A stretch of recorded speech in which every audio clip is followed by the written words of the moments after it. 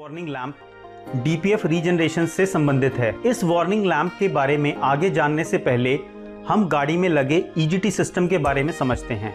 यहाँ आप देख सकते हैं कि यह गाड़ी का exhaust gas treatment system unit है, जिसे ईजीटी यूनिट कहा जाता है।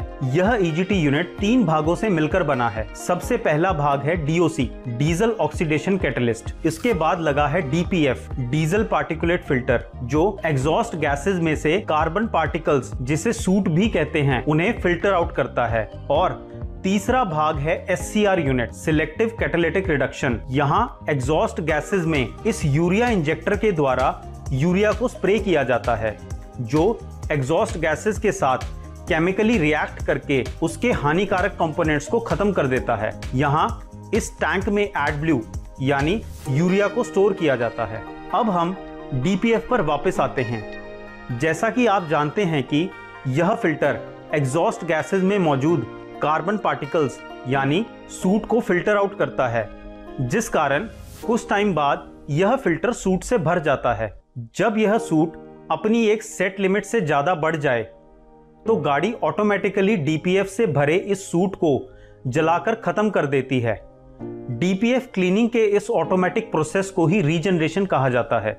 रीजनरेशन 3 टाइप से होती है, जिसके हिसाब से मीटर सेट पर यह डीपीएफ की लाइट हरे, पीले और लाल रंग में जलती है। जब मीटर सेट पर डीपीएफ की लाइट हरे रंग में दिखाई दे और एलसीडी पर regeneration activated keep the vehicle running का मैसेज फ्लैश करे, तो आप समझ जाएं कि गाड़ी में ऑटोमेटिक रीजनरेशन का प्रोसेस स्टार्ट हो गया है, जो कि लगभग 20 से 25 मिनट तक चलेगा। ऐसे में आपको कुछ अलग नहीं करना। अगर आप गाड़ी को ड्राइव कर रहे हैं तो गाड़ी को चलते रहने दें। कुछ टाइम बाद लाइट अपने आप ही ऑफ हो जाएगी। अगर बाय चांस आपको कहीं रुकना भी पड़े, जैसे कोई ट्रैफिक सिग्नल आ गया है या कहीं ट्रैफिक जैम की स्थिति बन गई है, तो कोशिश करें कि आप गाड़ी के इंजन को स्टार्ट ही रहने दें, क्योंकि 20 से 25 मिनट में यह प्रोसेस ऑटोमेटिकली कंप्लीट हो जाएगा। लेकिन अगर कहीं रीजनरेशन के दौरान आपको गाड़ी बंद भी करनी पड़े तो घबराने की जरूरत नहीं है, क्योंकि अगली बार जब भी सूट का लेवल अपने निर्धारित सेट पॉइंट को क्रॉस करेगा, तब यह रीजनरेशन प्रोसेस दोबारा स्टार्ट हो जाएगी और मीटर सेट पर डीपीएफ की लाइट ग्रीन कलर में जलने लगेगी।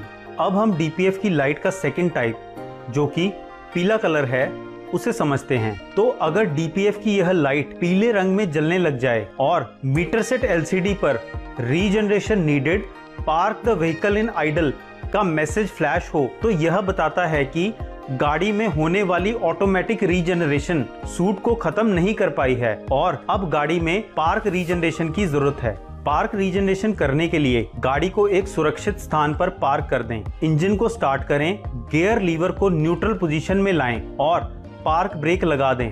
इंजन स्टार्ट होने के लगभग 1 मिनट के बाद मीटर सेट पर दिए गए इस सेट बटन को दबाकर रखें। आप देखेंगे कि लगभग 5 सेकंड के बाद गाड़ी के आरपीएम ऑटोमेटिकली 2000 तक बढ़ जाएंगे। अब सेट बटन को छोड़ दें। कुछ टाइम बाद डीपीएफ की लाइट का कलर भी अपने आप येलो से ग्रीन हो जाएगा। यह प्रोसेस लगभग 20 से 25 मिनट तक चलेगा।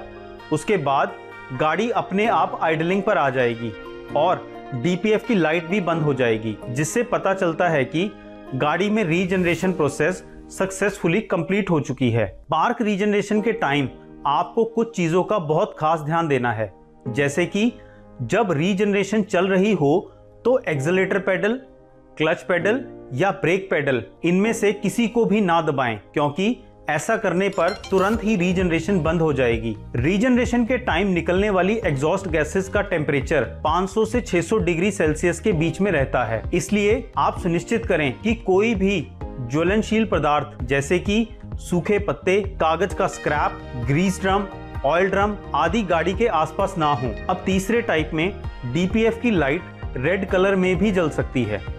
तो यदि आप येलो रीजनरेशन लाइट को अनदेखा कर देते हैं तो गाड़ी में सूट बढ़ने के कारण कुछ टाइम बाद डीपीएफ की यह लाइट लाल रंग में जलने लग जाएगी और स्क्रीन पर regeneration needed urgently go to dealer message flash होगा, जो इंडिकेट करता है कि गाड़ी में सूट का लेवल बहुत ज़्यादा हो गया है और रीजनरेशन की सख्त आवश्यकता है। इस कंडीशन में आप गाड़ी को तुरंत रोक दें और हमारे कस्टमर केयर नंबर या नज़दीकी SML सर्विस सेंटर से संपर्क करें। रेड रीजनरेशन लाइट को कभी भी नज़रअंदाज ना करें। ऐसा करने से कुछ समय बाद गाड़ी क्रीप मोड में चली जाएगी और RPM 1500 से ऊपर नहीं बढ़ेंगे। इसके साथ साथ गाड़ी में लगे DPF को भी भारी नुकसान पहुंच सकता है। अब बढ़ते हैं मीटर सेट पर दी गई अगली लाइट, जो कि नॉक्स लाइट है।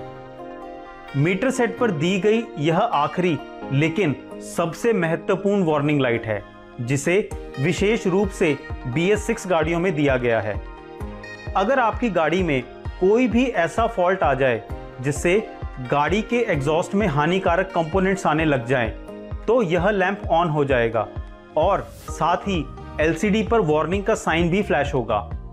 इस स्थिति में आपको तुरंत अपने नज़दीकी SML डीलरशिप या कस्टमर केयर नंबर से संपर्क करना होगा, क्योंकि ऐसा ना करने की स्थिति में गवर्नमेंट रूल्स के हिसाब से अगले 20 घंटे के अंदर गाड़ी ऑटोमेटिकली क्रीप मोड में चली जाएगी, यानी गाड़ी की स्पीड 20 किलोमीटर प्रति घंटे की रफ्तार से ज्यादा नहीं बढ़ेगी। SML Isuzu Limited. Be the best. Be the one.